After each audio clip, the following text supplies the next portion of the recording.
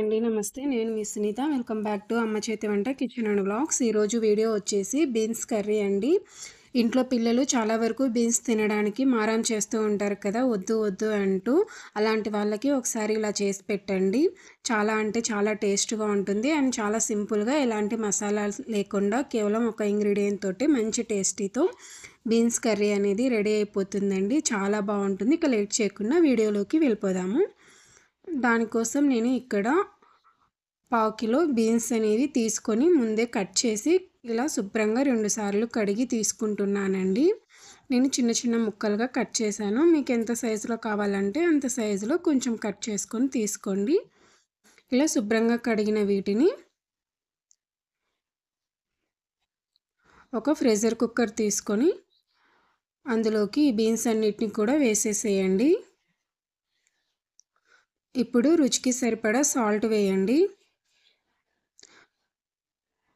తర్వాత ఒక 100 ml water వేయండి. 100 ml వాటర్ అంటే 2 టీ గ్లాసెస్ వాటర్ అన్నమాట.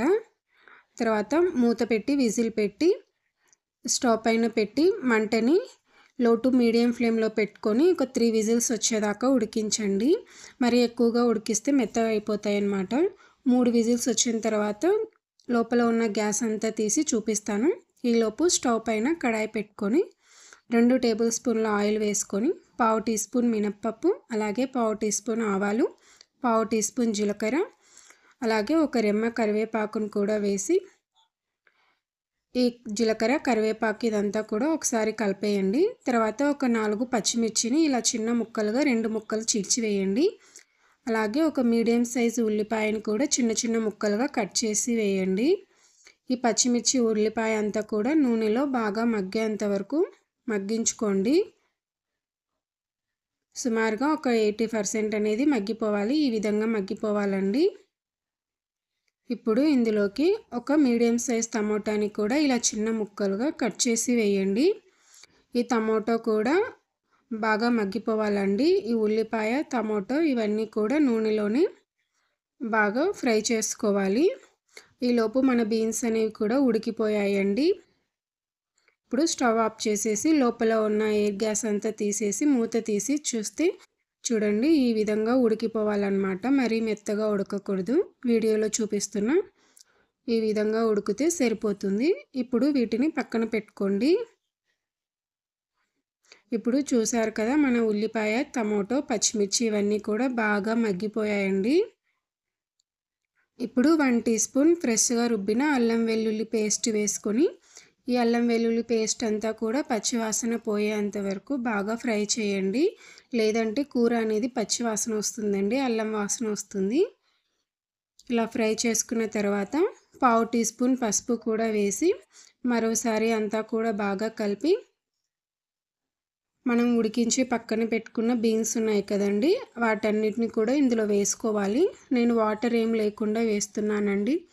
మీరు కావాలంటే వాటర్ కూడా వేసుకోవచ్చు. మా పిల్లలు వాటర్ వేస్తే తినరు కాబట్టి కొంచెం వాటర్ వేసి కొంచెం డ్రైగా ఉన్నట్టు వేస్తున్నాను.